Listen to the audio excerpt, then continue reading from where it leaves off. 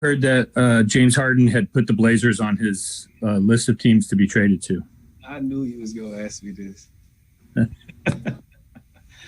I thought, oh, that's cool. James has opened up his list to more teams. What am I supposed to think? I played the same position as James. If there's a trade for James, who's going to be in the trade, Jason? Most likely you. There you go. So I was wondering what you thought. Hey, man, I do my job, man. I just show up and go to work, go home, try to be a good man, call my grandma on holidays. And I can't control nothing else. I can't control the rumors. I can't control if something happens. All I can control is my mentality and how I approach the game and how I prepare. It was interesting, though. You two seem to have a lot of back and forth verbally tonight. What was the nature of that? Just catching up to see how everything is going. He had an eventful summer, so I was just, seeing how everything was going. Next question is coming from Casey Holdall with Trailblazers.com. I mean, CJ, obviously you guys needed to get a win, but is there any extra motivation there, knowing that there's that talk out there for you? I mean, I know you're a guy who you all know you feed off that kind of stuff, and I think you would even admit that in some private moments. I know I'm nice, man. I don't need to psych myself out to go play against one of the best players in the world. Like, James is really good. Regardless of what James does in his spare time, James is really fucking good at basketball. Like, he's really good. So, I don't need to get extra sleep to go guard a guy that averages 35. You know what I mean? Like, you need to be ready to play regardless of circumstances. He's good. He's a good player, and I think I'm a good player as well. So I just got to go hoop and go compete. But I don't need any extra motivation, man. My motivation is the struggle that I went through to get to this point. That's my motivation. Well, and you are a great player, CJ. So would you talk at all about your second half, particularly third quarter? You go on a run there with the threes, and then you hit the go-ahead winner in the fourth or in overtime off the kickoff from Dame. Yeah, I was just trying to be aggressive, man. I know, based on, some of the things we're going through right now, offensively and defensively, we have to play well. We have to be efficient. I need to make threes. I need to take threes, and just try to be aggressive. They did a good job of setting screens and getting me open, and I just didn't hesitate. Understanding how the game is shifting, I'm going to shoot more threes, and I'm going to make more threes. Next question is coming from Dwight James with NBC Sports Northwest.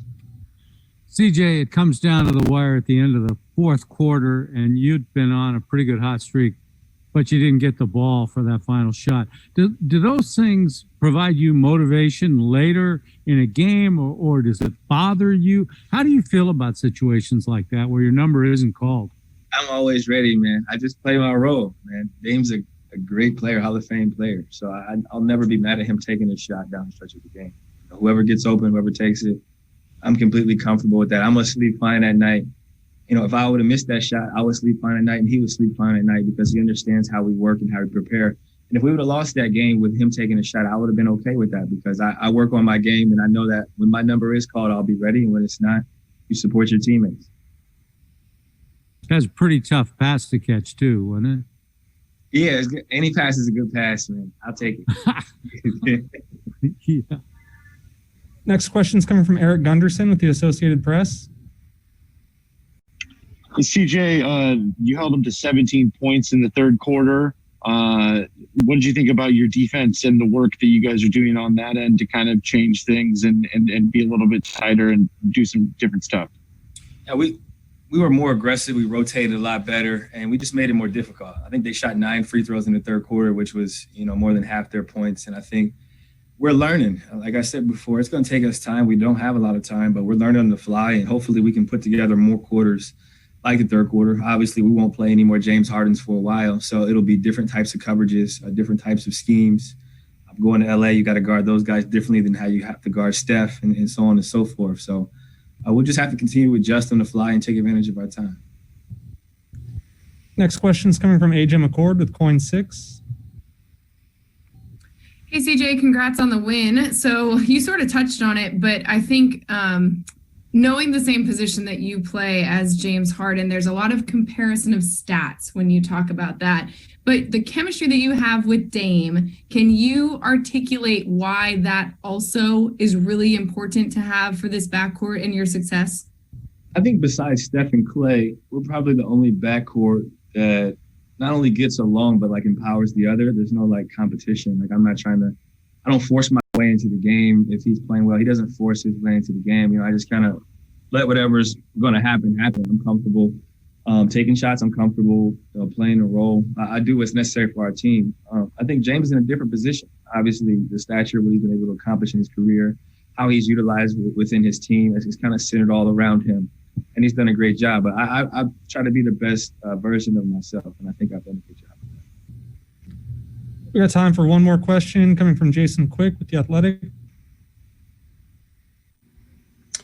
CJ, can you kind of give your thoughts on the job that Rocco and Derek Jones Jr. did tonight defensively?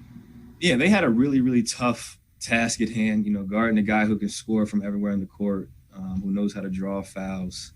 He's smart, he's good ISO, he's good pick and roll. And I think they did a tremendous job.